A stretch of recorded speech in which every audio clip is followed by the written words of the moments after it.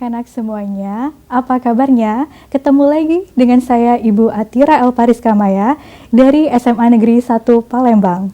Hari ini kita akan belajar materi biologi yang sudah diterbitkan di koran harian Sumatera Express. Anak-anak, apabila ada yang ingin ditanyakan, cepat telepon ke 0711 38 0022. Mari kita mulai pelajaran pada hari ini.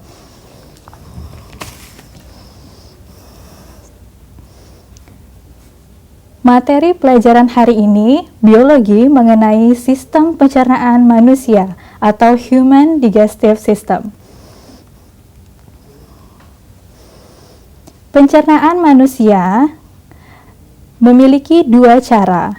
Yang pertama secara mekanik dan yang kedua secara kimiawi. Secara mekanik merupakan proses mencerna makanan dengan mengunyah dan ditekan sampai menjadi seperti bubur. Nah, proses secara mekanik ini menggunakan gigi yang ada di dalam mulut. Lalu, secara kimiawi merupakan proses mencerna makanan dengan menggunakan enzim yang akan menghancurkan ikatan senyawa kompleks yang ada di dalam makanan tersebut. Nah, sistem pencernaan manusia itu terdiri dari organ pencernaan dan kelenjar pencernaan. Ada mulut, lalu ada kelenjar ludah, kerongkongan, ada hati, empedu, pankreas, dan di sini ada lambung, usus kecil, usus besar, rektum, dan anus. Lalu, apa fungsi dari organ dan kelenjar pencernaan ini? Nah, di sini Ibu sudah buatkan tabelnya ya. Yang pertama itu adalah mulut. Mulut berfungsi sebagai tempat masuknya makanan dan dimulainya proses pencernaan. Nah, makanan ini dikunyah hingga menjadi bolus. Bolus itu seperti butiran-butiran kecil dari makanan yang setelah kita kunyah. Nah, lalu kelenjar saliva. Di dalam mulut tanpa adanya kelenjar saliva, proses pengunyahan makanan itu tidak dapat berlangsung karena kelenjar saliva ini memproduksi saliva yang mengandung enzim amilase. Nah, enzim ini yang sangat berfungsi pada proses pengunyahan makanan. Setelah menjadi bolus di dalam mulut, lalu makanan bergerak menuju ke esofagus, yaitu jalur makanan menuju lambung dengan bantuan gerak peristaltik. Nah, jadi makanan dari mulut itu tidak serta-merta langsung masuk ke lambung ya. Jadi adanya gerakan peristaltik.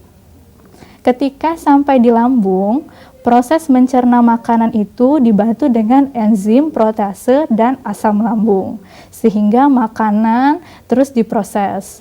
Nah, pankreas ini setelah di lambung itu ada pankreas yang memproduksi enzim pencernaan. Lalu ada hati juga yang memproduksi cairan empedu. Nah, ada pula namanya kantong empedu, yaitu menyimpan cairan empedu sebelum dilepaskan ke duodenum. Lalu apa sih fungsi dari duodenum itu? Duodenum itu merupakan tempat makanan yang bercampur dengan cairan empedu dan enzim pencernaan. Jadi setelah dari lambung tadi dicerna, langsung ke duodenum dicerna juga dengan menggunakan enzim pencernaan. Nah, setelah duodenum itu ada ileum, yaitu tempat penyerapan atau absorpsi zat makanan ke dalam darah dan limpa. Nah, jadi ada zat makanan yang masih berguna untuk tubuh itu diserap di dalam ileum. Selanjutnya itu ada kolon, yaitu tempat penyerapan kembali atau reabsorpsi kandungan air yang ada pada zat sisa makanan. Nah, jadi saluran pencernaan ini langsung menyerap zat makanan dari ileum dan kolon. Lalu itu di rektum, dia menyimpan zat sisa makanan yang sudah dicerna tadi, baru dikeluarkan melalui anus atau tempat pembuangan zat sisa makanan. Nah, makanan mulai dari mulut, lalu diproses sampai ke usus besar, dan baru disimpan di rektum dan dikeluarkan ke anus. Jadi proses pencernaan makan itu mulai dari mulut hingga ke usus besar ya. Baru rektum dan anus ini hanyalah tempat penyimpanan dan pengeluarannya saja. Nah, hari ini kita banyak fokus mempelajari mengenai enzim pencernaan. Nah, dilihat dari gambar ini sangat banyak sekali ternyata peran-peran enzim secara kimiawi pada proses pencernaan makanan. Kalau kita perhatikan satu-satu, ada tertulis enzim pepsin, lipase, enzim renin, amilase, dan banyak lainnya. Nah, ini akan kita bahas ke dalam soal-soal latihan dan soal mandiri. Oke, soal latihan yang pertama, aktivasi HCl dalam mengaktifkan pepsinogen menjadi pepsin dan membunuh kuman-kuman penyakit yang masuk bersama makanan berlangsung di dalam A. rongga mulut, B. lambung, C. usus halus, D. pankreas, dan E. usus besar. Nah, ini soal ada di ujian nasional tahun 2014. Coba kita pikir apa kira-kira jawabannya. Oke, ternyata jawabannya itu ada di dalam lambung. Mengapa di dalam lambung? Karena di bagian dinding lambung sebelah dalam itu terdapat kelenjar-kelenjar yang menghasilkan getah lambung. Nah, getah lambung atau HCl ini, pepsin, musin, dan renin itu berperan membunuh mikroorganisme dan mengaktifkan pepsinogen menjadi pepsin. Sehingga ini jawabannya adalah B, lambung. Lalu soal kedua. Asam klorida yang dihasilkan oleh kelenjar dinding lambung berfungsi sebagai A. antioksidan dan B. mengubah pepsin menjadi pepsinogen, B. buffer dan mengaktifkan pepsinogen menjadi pepsin, C. desinfektan dan mengubah pepsin menjadi pepsinogen, D. antioksidan dan mengaktifkan pepsinogen menjadi pepsin, E. desinfektan dan pepsinogen menjadi pepsin. Wah, ini pilihan jawabannya memang agak rumit dan panjang ya, karena di sini ada dua jawaban ya anak-anak yang harus kalian perhatikan karena ada kata dan.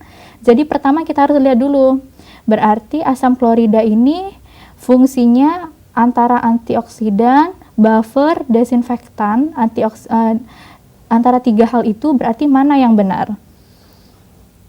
Oke, lalu kita lihat juga dia mengubah apa? Kalau di sini antara mengubah pepsin sama pepsinogen menjadi pepsinogen atau pepsinogen menjadi pepsin. Jadi kita harus hati-hati memilih jawabannya. Coba kita pikir apa ya jawabannya kira-kira. Oke, coba kita lihat pembahasannya. Jawabannya adalah E, desinfektan dan pepsinogen menjadi pepsin. Nah, di sini kita lihat yang pertama, berarti karena asam klorida ini berfungsi untuk membunuh kuman-kuman yang masuk bersama makanan, berarti dia sebagai desinfektan. Berarti kalau kita lihat antara C sama E. Nah, lalu kita lihat di akhirnya dan mengubah apa menjadi apa. Asam klorida ini mengaktifkan pepsinogen menjadi pepsin. Berarti jawabannya adalah E, desinfektan dan mengubah pepsinogen menjadi pepsin. Oke, harus berhati-hati ya karena memang jawabannya agak menjebak. Nah, di sini ada gambar nomor 3. Mari kita perhatikan sama-sama bagian dari sistem pencernaan. Nah, di sini ada 1, 2, 3, 4, 5 panah yang sudah diberi nomor masing-masing. Pertanyaannya, kelenjar yang menghasilkan getah yang mengandung NaHCO2 serta enzim lipase, amilase, dan trypsinogen adalah, oke, coba kita lihat di sini. Kita perhatikan satu-satu bagiannya apa aja di sini. Setelah bagiannya kita lihat satu-satu, kita tahu bagian namanya apa aja, organ atau kelenjar pencernaan ini, baru kita bisa menjawabnya. Oke, ternyata dari nomor 1 itu adalah lambung. Oke, yang nomor 2 ini adalah pankreas.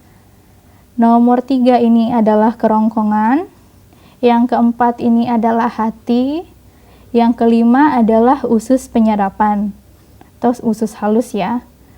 Nah, kita baca fungsinya. Kelenjar yang menghasilkan getah yang mengandung NaHCO2. Berarti kelenjar di sini yang ditanyanya. Nah, kalian harus paham dulu apa sih beda kelenjar dengan organ. Jadi kalau organ itu merupakan kumpulan dari jaringan ya. Ya, jadi dia kokoh kayak itu bentuknya. Sedangkan kalau kelenjar itu seperti disebut sebagai kelenjar itu karena dia berbentuk sangat halus, lembut, sehingga seperti kita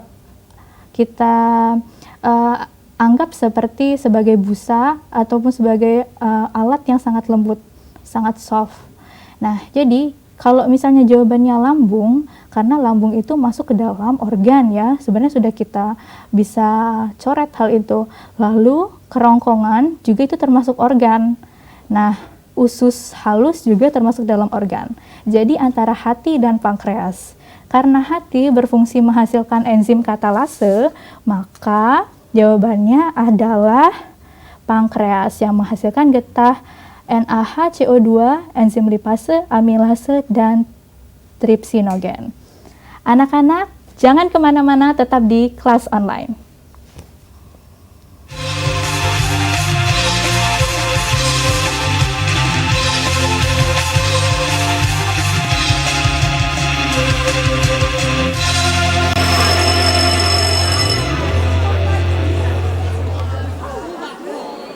Terima kasih anak-anak. Apabila ada yang ingin ditanyakan, silakan telepon ke 0711 380022.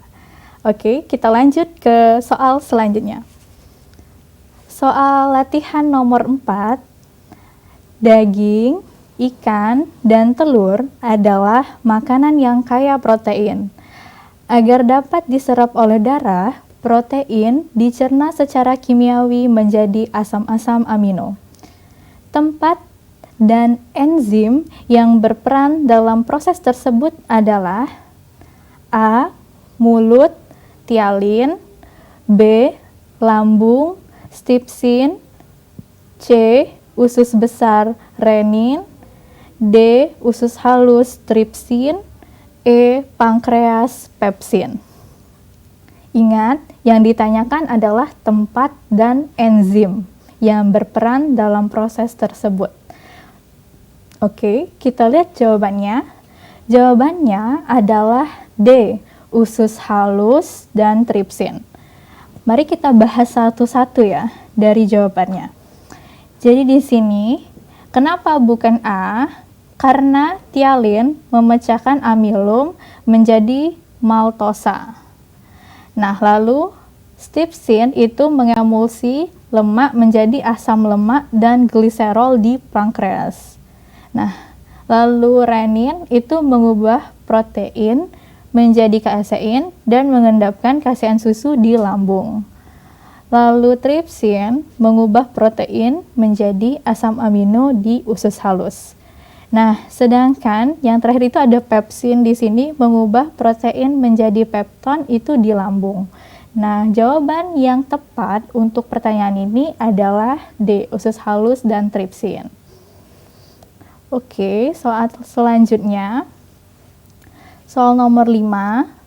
Lemak dicerna secara kimiawi di usus halus dengan cara A. Dinetralisir oleh getah empedu lalu diurai menjadi trigliserida. B. Diubah dengan bantuan enzim lipase menjadi asam lemak dan gliserol. C. Diurai langsung menjadi monogliserida. D. Diemulsikan oleh cairan empedu lalu diubah menjadi peptida. Dan E. Digumpalkan oleh HCl lalu diubah menjadi asam lemak dan gliserol. Kira-kira apa jawaban dari 5 pilihan ini? Oke, jawabannya adalah B. Diubah dengan bantuan enzim lipase menjadi asam lemak dan gliserol. Jadi enzim lipase merupakan salah satu enzim yang berada di usus halus. Di usus halus ini terjadi pencernaan makanan secara kimiawi. Enzim lipase sendiri berfungsi untuk mengubah lemak menjadi asam lemak dan gliserol. Oke. Dan kita ke soal mandiri. Nah, semua soal mandiri ini Ibu ambil dari acuan, yaitu ujian nasional. Jadi ada ujian nasional 2014, 2013 sampai 2011. Jadi kalian bisa melihat contoh bagaimana soal ujian nasional tersebut tipe-tipenya. Soal mandiri 1, protein yang terkandung di dalam daging dicerna secara kimiawi di dalam lambung dan usus halus. Enzim-enzim yang berperan pada proses pencernaan protein tersebut adalah, nah ini adalah deretan lambungnya dan ini adalah usus halusnya. Enzimnya ya, ada A, pepsin, lalu tripsin, ada B, HCl dan lipase, sedangkan usus halusnya itu ada tripsin. C, ada sukrase dan maltase. D, peptidase dan pepsin. E, HCl dan pepsin, lalu usus halusnya ada lipase. Nah, ini ada satu pilihan, itu ada 2 jawaban, jadi harus benar-benar diperhatikan yang mana jawaban yang tepat. Oke, sudah dapat jawabannya? Mari kita cek pembahasannya. Jawaban yang tepat adalah A, enzim di lambung yaitu pepsin, sedangkan di usus halus itu adalah tripsin. Nah, pembahasannya, pencernaan protein terjadi di lambung dan usus halus. Yang berperan mencerna protein dan lambung adalah enzim pepsin yang mengubah protein menjadi pepton, sedangkan di dalam usus halus, tripsin mengubah protein menjadi peptida dan asam amino. Oke, paham ya sampai di sini? Lanjut ke soal mandiri kedua. Berikut ini berbagai kelenjar pencernaan yang menghasilkan zat atau enzim pencernaan. Nah, di sini ada 6 kelenjar. Yang pertama itu kelenjar submaxillaris, 2 kelenjar pankreas, 3 kelenjar parotis, 4 hati, 5 kelenjar dinding lambung, dan 6 kelenjar usus halus. Nah, pertanyaannya, enzim pencernaan yang membantu proses pencernaan kimiawi di intestinum atau usus halus berasal dari A, 1, 2, dan 4, B, 2, 4, dan 6, C, 3, 4, dan 5, D, 3, 4, dan 6, sedangkan E, 4, 5, dan 6. Oke, harus benar-benar diperhatikan. Kira-kira kelenjar ini yang mana yang menghasilkan enzim pencernaan ini sehingga membantu proses pencernaan kimiawi di intestinum atau usus halus. Oke. Sudah dapat jawabannya anak-anak? Oke, kita lihat pembahasannya. Nah, di sini ada enzim yang berperan dalam pencernaan secara kimiawi di usus halus. Dihasilkan oleh beberapa kelenjar dari pankreas, hati, dan usus halus. Nah, sedangkan kelenjar submaxillaris dan parotis berperan menghasilkan enzim di rongga mulut, dan kelenjar dinding lambung berperan dalam pencernaan kimiawi di dalam lambung. Oke, jadi jawabannya adalah kelenjar pankreas, hati, dan kelenjar usus halus. Oke, 2, 4, 6. Sebelum kita ke soal selanjutnya, apabila ada yang ingin bertanya, silakan langsung telepon ke 0711 3800 dan 22. Baik, soal nomor 3. Nah, di sini baru lihat soalnya kita udah lihat pilihan jawabannya ini sangat panjang. Jadi kita hati-hati ya dalam menjawabnya. Oke, pernyataan manakah yang berkaitan dalam pencernaan lemak di usus halus? Pernyataan ya. A. Lemak dicerna menjadi asam lemak dan gliserol dengan bantuan getah lambung dan pepsin. B. Lemak dicerna menjadi asam lemak dan gliserol dengan bantuan getah usus dan tripsin. C.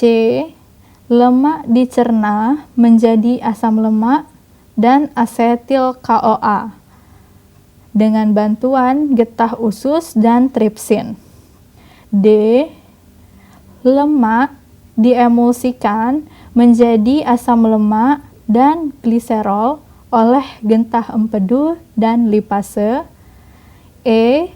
Lemak diemulsikan oleh getah empedu dan kemudian diuraikan menjadi asam lemak dan gliserol oleh stepsin. Wah, ini jadi yang banyak menentukan di akhir itu adalah dengan bantuan apa. Jadi lemak dicerna itu dengan bantuan apa atau lemak diemulsikan itu menjadi apa. Oke, jadi harus benar-benar dipahami pilihannya satu-satu dan harus hati-hati juga dalam menjawab. Kira-kira nomor 3 ini apa pernyataan yang benar dari 5 pilihan ini?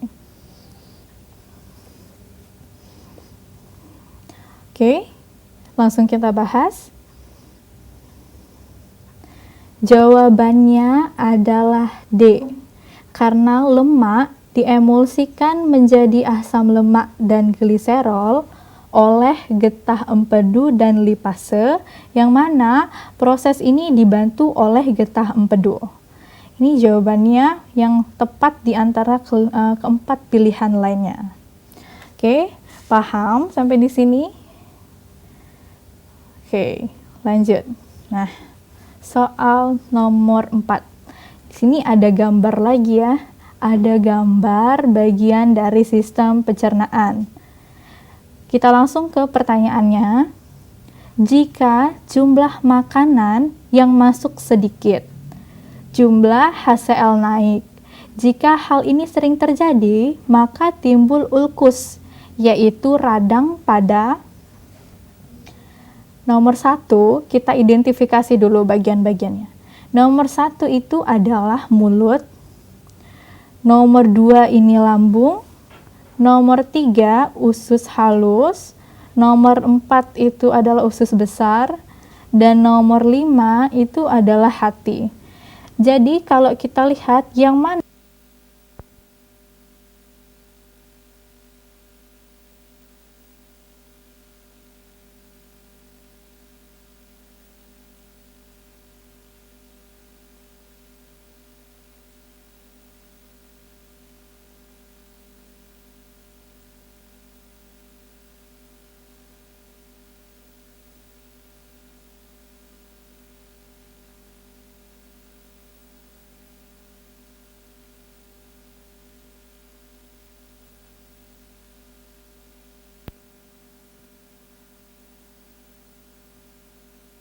kira-kira kalian paham nggak apa sih yang maksudnya timbul ulkus itu? Kenapa ada radang di bagian lambung ini apabila kita makan masuknya sedikit atau HCl-nya naik?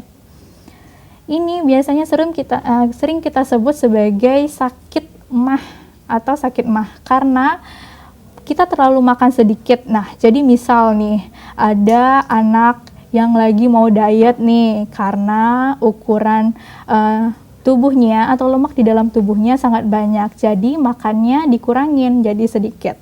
Nah, karena terlalu sering sedikit-sedikit dengan kadar vitamin, mineral nggak mencukupi 4 sehat 5 sempurnanya, maka HCl di dalam lambungnya itu akan naik.